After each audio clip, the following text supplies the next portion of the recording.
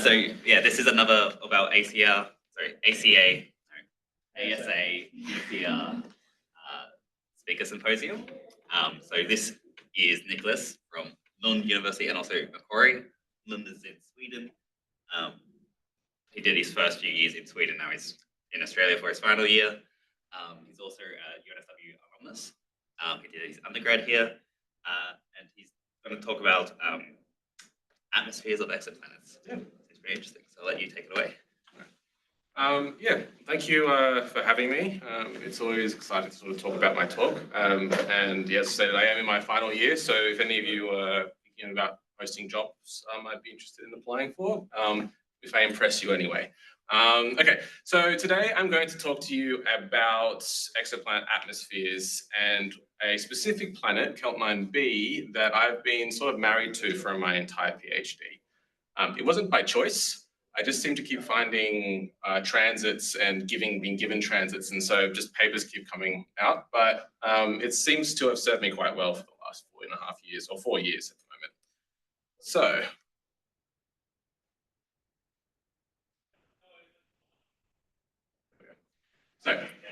the thing on the left is KELT-9b. So basically, to give you a sort of summary of the important characteristics of this planet. So it's an ultra-hot Jupiter.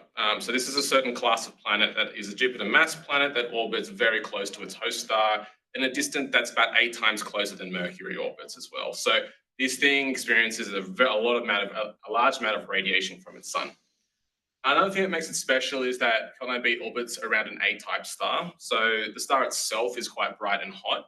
And due to these two conditions, it basically has the highest recorded equilibrium temperature out of all exoplanets that are known to exist, by a pretty large margin too. Sometimes it gets omitted in scatter plots just because it makes it easier to plot things. One of the interesting attributes is that when you hit to about 2000 Kelvin in an atmosphere, molecular hydrogen begins to dissociate into its atomic form. And so you begin to see atoms rather than molecules appearing in your atmosphere. And the reason why that's really easy or great for us is that atoms tend to have lines in the optical while molecules tend to have lines in the infrared. And so you don't have to deal with telluric contamination getting in the way.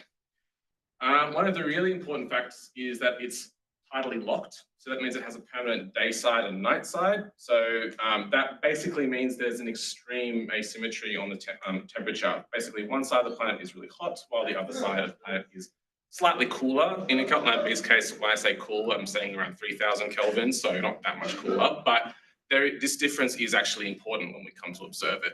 And finally, it's shown to have atmospheric escape. So you can think of this being a planet, but it's also sort of puffed up to a point where the gas on the extreme reaches of the atmosphere are actually flowing out of it too. So this is my planet, but how do I observe an exoplanet atmosphere? Okay, so the idea is, well, you can do how we detect planets, right? We observe it in transit. So we wait for our planet to pass in front of the sun, and we get this characteristic drop in brightness that we all know and love. But instead of using a DSLR camera or something that collects photometry data, we stick a spectrograph in front of our telescope. And so what that would do was it breaks this baseline into a function of wavelength. And so instead of getting this nice flat line, we expect to see basically drops in brightness, which is dictated by the atomic, ionized, and molecular constituents in the atmosphere, creating an absorption profile. So that's what we expect to see. However, with any telescope, what we really see is something that looks like this.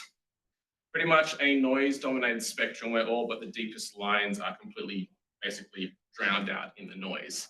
And so this has sort of presented us with a problem, is how do we observe these types of atmospheres on the ground, especially when I said we have things like telluric contamination and other sky interferences also adding noise artifacts to our data. So the answer is called cross-correlation. So can I get a show of hands who has heard of the cross-correlation technique for exoplanet atmospheres, not for the radial velocity?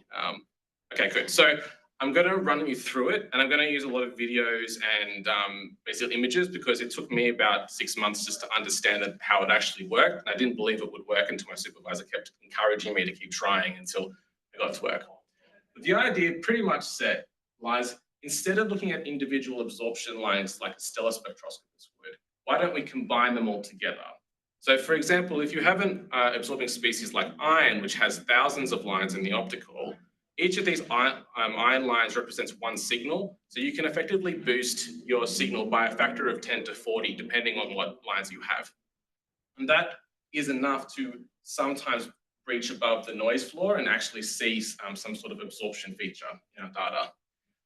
So the way we do this is we get a stellar template, or sorry, a template based on, so we model the atmosphere of these planets theoretically using two-stream approximations to produce transmission spectra. And basically this gives us predictions on where these lines should be, and we turn them into a set of statistical weights. So the idea is we put large weights where the lines exist, and we put a weight of 0 where the lines don't exist. And so that allows us to compute a weighted average. If you average the flux in these positions, you should be averaging the lines together. So the only added complexity to this is that planets aren't stationary, they move through transit. So in the initial part of the transit, the planet will move towards you and then it'll move away from you. And so that means that these lines will shift during the transit and they'll be in different locations in the spectrum. And so what we actually have to do is we need to guess a basically range of Doppler velocities to shift these stellar weights until they line up, which will then give us an basically a co-added signal. And then when they don't line up, they should basically constructively interfere and create zero to a value of 0 in theory. And that's effectively the overall process, the qualitative process on how you apply the cross-correlation function. But it's hard to sort of tell that in 30 seconds. So I have a video of this.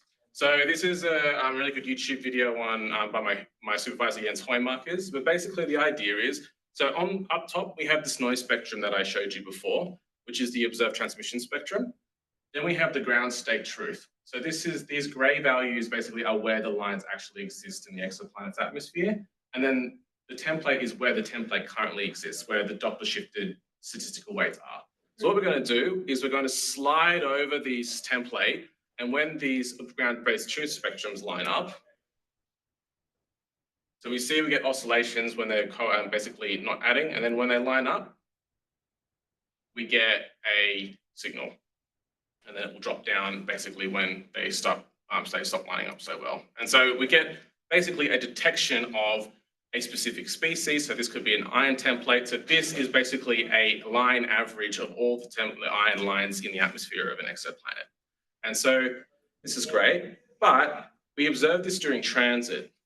So what we can actually do is we take a time series of exposures of the same planet over and over again from probably around 300 seconds each time, but that can range depending on the planet that you're using.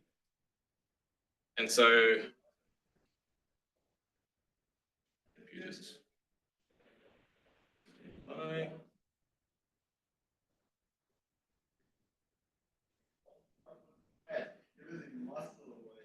is frozen.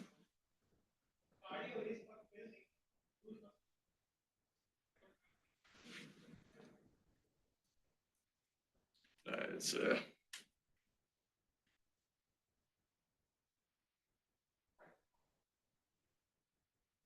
let's go out.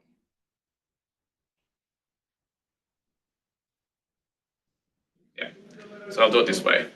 So you see, basically, we observe the planet during transit, and when the planet enters in the transit, where you see this bright line, basically what we get is the absorption signal, and this absorption signal tracks through with the planet's orbital velocity, giving us effectively what we call a cross-correlation trace. So this is effectively a detection of the time-varying signature of an exoplanet. The problem is, even with this, with some features, this isn't enough to get a signal. And so we can do one extra thing by taking a time average. So the way that we do that is we start with our cross-correlation signal here. There we go. Our cross-correlation signal here. And what we're going to do is we're going to rotate based on using the orbital, the radial velocity equation, which is a function of the orbital velocity. We can effectively shift our exposures and then take a vertical average, basically trying to sum up the stacked exposures that we've taken. When the lines line up vertically, we should get basically the best average we can possibly get, which will occur at the orbital velocity of the planet. So this, you see, we basically are guessing rather different orbital velocities until we hit the actual orbital velocity of the planet. And then once we go the other way, we start to decrease and we get worse averages. And so this signal appears in theory at the orbital velocity of the planet and the radial velocity of the stellar system. So we call this the VSIS and the KP. So to then summarize, we have a typical cross-correlation result is basically usually expressed this way.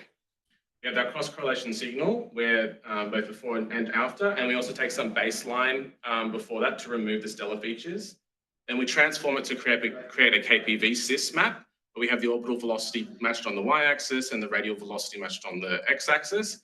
And then sometimes, this is now starting to fall out of fashion, you can create a one-dimensional cross-correlation function by taking the basically where the peak is highest or the brightest feature is highest. You take that row, and then you can represent that as an averaged line, that average line value that you have on top of that. And then you can start fitting Gaussians and start measuring line depths if you want to. So that's generally the case. Now, one of the biggest problems with cross-correlating is, it's actually in the name, it's correlating. So you do basically these transformations go into the cross-correlation function and then go into a KP-VSIS map. You're doing a lot of basically correlation manipulations to produce a result, a final result. Now, the issue with that is that introduces collinearity into your data. And those of you who may have done some statistical stuff, collinearity basically means that each data point shares information with the previous data point, or maybe even data points before that. And the problem is with that is that basically if you imagine you're correlating against noise, you start getting correlations in your noise because you're oversampling your data. And so features that may pop up will become statistically significant based on the fact that you're just double counting things instead. So in simple terms, you can't get realistic uncertainties when you correlate too much. And so what we need to do, one of the problems is that we often quote statistical detections of iron and titanium in planets at a statistical significance of 5 sigma, but this is a problem because if it's really 5 sigma or not actually is obscured by the fact that we have collinear data. Yeah. Presumably you're making some assumptions about the temperature and the pressure in the atmosphere in order to get the template that you're cross-correlating. Yeah. How do you back out what impact that has? If you get those initial guesses wrong, yeah, what impact does that have on your correlations? It would it actually reduces the detection strength. So the initial step that we take is we just use the equilibrium temperature and we pick like 4,000 degrees Kelvin and we run with that. And that might give you an initial detection. Then you can then alter your templates to try and maximize the signal if you want. Then you start becoming, it becomes more of a chi-squared problem where you start trying to actually find the parameters of the planet, which is what people do. But for a detection case, normally we start off with one template just to show that it's in the atmosphere of the planet. There are a lot of it's a difficult issue, which I'm going to explain why as well. So now I've explained to you effectively what cross-correlation is. I'm going to show you what I've done basically during my PhD. So, but like I said before, I've collected transits of KELT-9b through multiple spectrographs. KELT-9b is a northern target, so we can't observe it with Veloce, unfortunately. But I've managed to, both through our own proposals and just through talking with people, being given a bunch of data sets ranging from different telescopes down from 2-meter aperture sizes up to 10-meter aperture sizes. But the main important thing is that I have effectively data coverage down to 316 nanometers, all up to the near infrared as well. And so one of the powerful attributes of this data set is that I am spanning a large absorption, a large wavelength range. And so a lot of heavy elements have absorption lines in basically the violet ranges of the spectrum, which is around the low 300s or 300 ranges. And so if you want to detect these with a spectrograph, like this is the only place where you'll be able to look to actually see these species. So the idea is that we're able to effectively construct a good chemical inventory of KELT-9b, basically detecting what species are in the atmosphere of this planet. Okay, so to combine these, I basically used a weighting average, which also combined both the data quality and the wavelength ranges included, and then I fit an MC-MC approach. So what I do is effectively, if you see the cross-correlation trace up, that goes up, instead of converting it to a KPV-cis map initially, I fit the orbital trace based on the orbital equation, which you see as a Gaussian centroid, which you see in the exponential over here. So what that basically means is that I'm not actually looking at the KPV-cis map anymore for any kind of quantitative inference. I'm just using it as a visual confirmation for detections. And what I'm really doing is seeing how a Gaussian profile tracks throughout the transit. And that allows me to extract out 5 parameters. So I have 2 amplitude parameters, basically an offset value and a gradient, which allows me to make comments on whether or not the signal strength increases or decreases, which also means that during transit you probe different parts of the atmospheric layers, which may be able to relate to different parts of the atmosphere.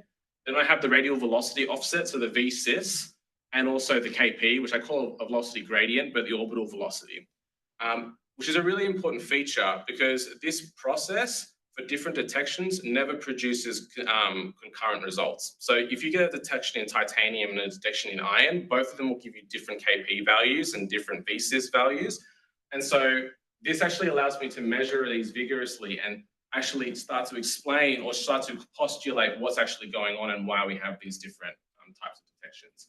And finally, we also have the width of the line, which can also be attributed to how well dispersed the species is in the atmosphere, as well as other dynamical effects which cause this line broadening to occur. So with that, for the first paper in the series of my papers that I'm planning on writing about this is to just construct a chemical inventory. So basically to use this new approach of removing collinearity to see what species are in KELT-9b's atmosphere. So with that, I've been able to detect preliminarily these species marked in green. So light means atomic, dark green means ionized, and if you have a gradient, you get both. And so I guess the high scorers in this one are erbium, holmium, and bismuth. These haven't been seen before in exoplanet's atmosphere to date. So the sort of the novelty of these results are. But the thing is that these cross-correlation detections would have been enough to publish probably about 5 years ago. You even could get into Nature about 5 years ago. But now people are asking, well, what do you do with the cross-correlation? Yeah, we know that the atomic species is there, like whoop-de-doo. Like we know that they're all stars as well. Like how do what science, what questions can you ask with that?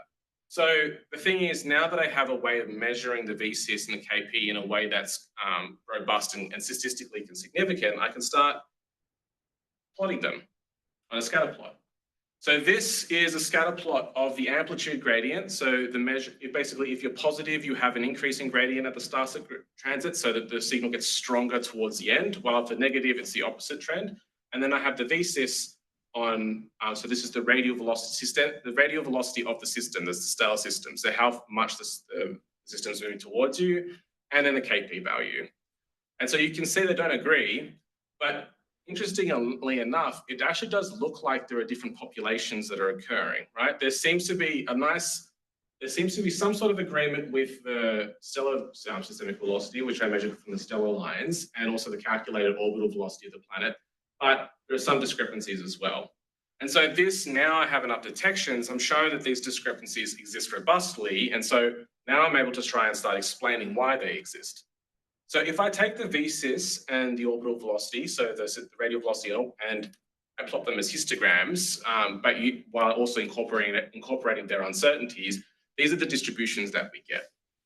So for the radial velocity, we get basically something that somewhat agrees with the radial velocity of the system. However, it's slightly shifted, it's slightly blue shifted towards us, and it has 2 additional, there's sort of some bimodality in the data set. And then on the right-hand side, we also have the orbital velocity, or the semi-amplitude, where the peak actually lies slightly lower than the predicted Kp value as well.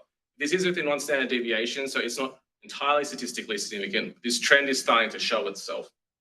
So basically, I asked myself, well, why is this happening? So one thing you need to go back is we need to actually look at the geometry of the exoplanet that we're looking at before we can start making heads or tails of this. So This is a figure taken by a GCM modeler. So he models ultra-hot Jupiter atmospheres, basically showing the differences in the day to night side of ultra-hot Jupiters. And the interesting thing is that ultra-hot Jupiters are not these nice little spheres orbiting around. They look more like mushrooms, where the day side is inflated and the night side is slightly, not going to say contracted, but it's closer to basically the opaque deck where we can't probe light with. And so there is a geometrical asymmetry in different sides, which if we look at during transit actually can have a noticeable effect on our observations. So the way this color coding works is that red means it's moving away from you, and blue means that the planet is rotating towards you. So in the beginning of the transit, the planet moves towards you, but it rotates away from you. Now, due to the fact that there's an asymmetry, we are probing more of the day side than the night side. And so what happens is you get a rotation away, or a velocity offset that subtracts from the overall velocity value that you get. And this actually stays consistent. In transit, you don't get, both of them contribute equally. And then in egress phase, as the planet moves towards you, the planet's day side rotates towards you and moves away. So as the planet moves away from you, the day side moves towards you. And so if we turn this into a toy model, we can start to predict that the inflation on the day side can actually have a noticeable, will drop your planet's KP value. And so if you remember that I saw there was a slight offset, a lower offset in the orbital velocity, we can attribute that to an inflated day side. And not only that, is that wherever these absorbing species exist in the atmosphere, that will actually cause the difference in the KP drop. If it's close in, you have less of an effect, so it's going to hug the orbital velocity value more closely. But if it's further out in the upper reaches of the atmosphere, then you get a larger drop in this KP value. Okay, so that's the VSIS value. Now, one extra thing is, I've got a nice little video of you to sort of give it a small break. Well, they were nice until my laptop started. Okay, is that? Okay. So this is NASA's sort of description of what KELT-9b looks like. So it's got a tidal tail, it's evaporating. It's a bit hard to see on this screen, but you also see there is an extended exosphere, like a sort of sphere of gas that sort of orbits around with it, which is caused by the inflation effectively puffing it up to these outer regions. So just giving you that picture, I'm going to go to the VSIS value because I wasn't able to explain these two wings that you see on these side. And I was a bit sort of scratching my head a little bit on how to explain this. But basically during waking up 3 o'clock in the morning, I had an inspiration to just take the averages of the wings and the averages of the centers. And interestingly enough, the mean of the KPs in the central region lies very close to, well, it has this characteristic drop. It's about, so KELT-9's orbital velocity is around 247 kilometers, central region is around 239. But the averages on the wings actually have larger KP values. And so I was like, well, what's going on here? Well, there is actually some historical precedent for this. So in a Nature paper which observed KELT-9b's atmosphere as well, where they only looked at H alpha lines, they also got an orbital velocity of around 260.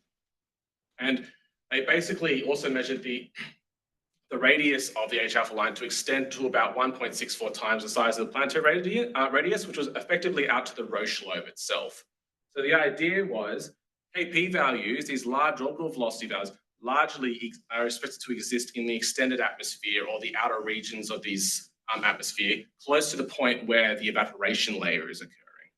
And so if we make this assumption that KP values, large KP values are in extended atmospheres, we can then start playing around with the radial velocity offset. If we assume that we're probing up into the upper regions of the atmosphere, and then we just take a slice and we don't, basically on our toy model, and we remove some of the velocity components on the upper reaches, we can get velocity shifts on the order of what we see, which is about 5 kilometers per second. So the idea is that if you just remove some abundance in the region where the Roche lobe and heel radius exist, this can create enough of an offset to create these deviations that we see. So I'm not saying that there isn't a there's no gas in this part of the atmosphere. But I'm saying that in this evaporative regime, fluctuations in the upper layers of the abundances are likely to occur, and there's no reason to expect it's going to be homogeneous. And so on a time varying case, it may be that we get shifts that can occur in around -5, and this will occur in these winged distributions that we see. So to conclude, what this basically means, if I go back to my scatter plot, is that we have two populations of detections. We have one that sits close to the atmosphere of KELT-9b, so this is like where iron exists, and then we have another set of detections which sit in the extended atmosphere of KELT-9b, and this is largely attributed to the geometrical structure of the atmosphere. Are each of those, can I just check? Yeah. Each of those data points are different elements in different ionization states, right? Yes. So atomic and first ionization state. So presumably, as you go from, being, in the depth of the atmosphere out to, in the extended region, both your temperature and the optical depth will be changing. Yes. So some of this behavior could have to do with essentially what the ionization potential of the particular elements in question are, and the optical depth of them. Yeah, that's exactly right. And one of my PhD student I'm working with currently has looked into that too, and we do see that the ionization temperature, ionization potential does play into quite a strong effect, especially when it comes to the equilibrium temperature of these planets too. So one of the things that we don't expect to see with current models is actually ionized species. Well, we do expect to see them, but not as strongly as we do in our results, and that still can't be explained currently with the assumptions that go into these exoplanet models. So yeah, it's still fascinating. I think this kind of realm of science is still very exploratory, and we're still testing ideas as well. But we're starting to see patterns that are becoming consistent through the different results that we get. So to sum up, because this is Sorry, question. Yeah, go for it. Is internal rotation of the planet itself and the atmospheres at different scale heights important? And could that have an Yeah. So yeah. There's the jet stream. You've rented the jet stream. So for those of you who don't know, a tidally locked planet, due to the mass amounts of radiation it receives, effectively creates a super rotational jet around the equator, so that you have an additional velocity component in that set. So yes, the thing about ultra Jupiters is it's hard to model that because they're so hot. So I talked to GCM models at length, and they keep telling me it's especially KELT-9b is very difficult to work with. But another thing you also need to consider is the date. There's also a day to night side wind that flows in general as well, which is actually what we do predict to see, and we are starting to see that. If I go back to this one. So this is a detection of iron. So remember the accepted value was -20. The radial velocity that we're getting here is at -26. So you have to take these radial velocity values a little bit with a grain of salt because they're very reliant on the ephemeris that you use. This uses the most modern ephemeris, but you can, old ephemeris drop this down to -18 sometimes as well. But there's an overall prediction that we should get a net shift as well. So day and night side winds are expected, as well as the rotational component of the jet. It's just that you have to that I think would contribute to the broadening of the lines rather than the shift itself. Cool. And so, yes, very nice. Finally, so I'll just quickly sum up, and then I'm happy to take any questions. So basically, we're using this cross-correlation technique. I've managed to get approximately 40 detections in KELT-9b's atmosphere. And so the large number of detections that I have has enabled me to start doing statistics on these, which is sort of a new approach that we haven't really done before as well. And now I'm starting to uncover that these distributions reveal the planet's geometrical properties to a very simple scale. I'm not applying any really complicated modeling here. And also that the extended atmosphere is actually becoming much more important for these types of planets as well. So that's pretty much it. Thank you for listening and having me. And I've got a few questions. So the first one, given that you think there's an inflated day side. Mhm. Would you be able to see that in the transit ingress and egress? Yeah. Yes. Is So. there any evidence of that?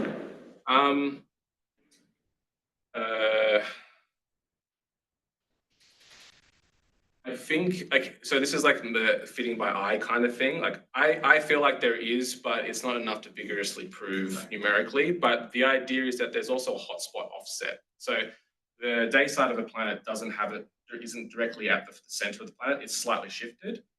And so you actually would expect there to be a slight asymmetry in your day side. And so when you go back to this transit, during the beginning of the transit, you probe one limb a lot more than the other, and then during the exit and the turn, you probe the other. So that actually gives you a way to actually look at different sides of the atmosphere as well, and that might create occurrences. Additionally, like recombination, so you may have more atoms on one side than the other because they're recombining from the night side, basically. Yeah, like geometrically, you just don't have enough.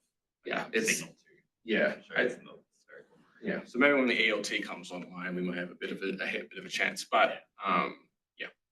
So another one was, you know how you had the plot of the different species.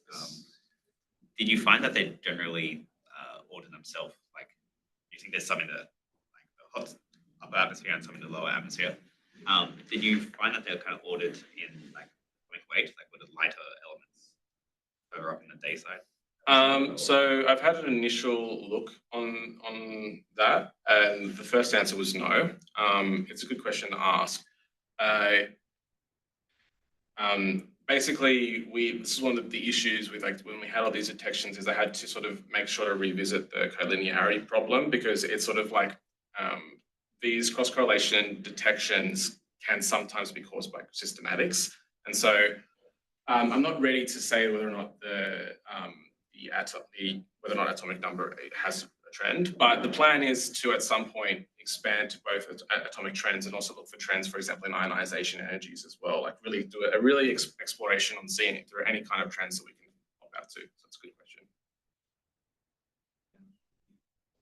So yeah, I think you were first, and then if that's sorry, Ben. Yeah. It's okay. I have a very fundamental question because it's not my field about the absorption lines that you mentioned. I thought that actually the atmosphere of all planets made of gas. So I'm wondering where are these absorption lines come from?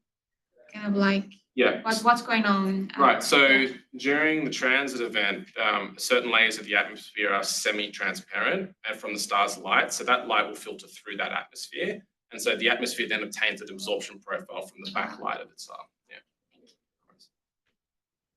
So I'm trying to orient myself here. So I'm using some technical terms here. You've got the mushroom beds, and then you've got the exosphere. Yeah. Does the cap of the mushroom count as part of the extended atmosphere or the regular atmosphere? So you don't quote me on this, but no, I don't think so. I think that the atmosphere is an additional layer that actually might even be more concentrated on the front part of the planet. This is me speculating because due to the fact that I think that you have a tail pulling away from the back part of the atmosphere, and that might actually cause the opposite effect, right? You get an increase in your KP, but I haven't worked on. I'm not very good at algebra, so it takes me a long time to sort of build some sort of mechanism from that. So so then this leads to my fundamental question then. If you scroll ahead to your last figure, the very close slide. The scatter plot? Yes. Yeah. The one that's colored in, yeah. Yes. So the extended atmosphere more or less has a gradient around 0. Yes. And the atmosphere itself has a gradient that's much broader. Yeah. Yes. What gives? It's a good question. I haven't thought about it, so I will have to, but I'll look into it. I think that's actually a really good observation. Yeah. Yeah. More stupid question. So if you go back to your periodic diagram, have you, so to speak, cross-correlated or visually compared your periodic diagram of, because we've got so many galactic cross-correlated that with the Chiaki Kobayashi diagram of what elements come from what formation processes in the universe. That's really good. No, I haven't. That's a really good idea. see whether your planet is a thick disk star or a thin disk star. The other thing I had is if you keep going back to like where you showed us your first cross correlation demonstration. This one? Or even before that. This one. Okay. So you're fitting a Gaussian to that. Yes. And that doesn't look even remotely Gaussian to me. That's a good. It looks much more like a Lorentzian. Or the other thing is, do you know that it's symmetric? Because you basically everything you've shown subsequently is that the behavior is not symmetric. It's anti-symmetric. It does this thing on this part of this thing on this part. So I would expect that the blue and the red shifted lines of that. I would not expect the blue and the red shifted wings of those lines to be symmetric. Yeah. So you might want to have a look at whether in at least the lines that are so strong you can actually look at that and say something sensible from it, whether you have asymmetric profiles or whether a Lorentzian is a more sensible fit than a Gaussian, whether the profile you're fitting is actually the right one. That's a good idea. I'm glad I came here. That is and the naive question, the answer to that, why we haven't done that, which no longer really applies, is that we are operating in a noise-dominated regime. But you are accurately pointed that we can look at like the iron line, for example, which is quite strong. So basically, your model is some sort of stellar, is some sort of absorption, and it's essentially going to be a void profile of some sort. And it's going to be dominated by the strongest line. So you're just going to be seeing the profile. So you could actually work out what the right profile is by looking at the average profile of the template. Yeah. Probably that you're cross correlating. Yeah, definitely. All right, I'll definitely look into that then. Thank you. Yep. So if you go to your elemental abundances slide. The periodic table one? Yeah. Sorry for making you jump everywhere. No, that's fine. I'm wondering how confident you are with those like null results or like the lack of getting ionized things. Like, are you confident that there's no ionized hydrogen, or is it just you haven't detected ionized hydrogen? That's also a very good question. I'm pretty confident that most of these elements are in KELT-9b's atmosphere, because every time I've added another telescope or the high res data with the KEK telescope, for example, we've found more detections, and I just think we're in a noise dominated. It's just that these abundances are so low that we just can't see them yet. We're not. Yeah, it's not actually a physical phenomenon that we're observing. Yeah. And I know it's like very noisy, so this might be a long shot. But do you have any idea of the relative abundances of those elements? Because like in our atmosphere, there's 80% nitrogen. Yeah. Is there? Right. Yes. Something like that. So you can do abundances, and I am working on a side project with another person that you can start moving out, start applying this.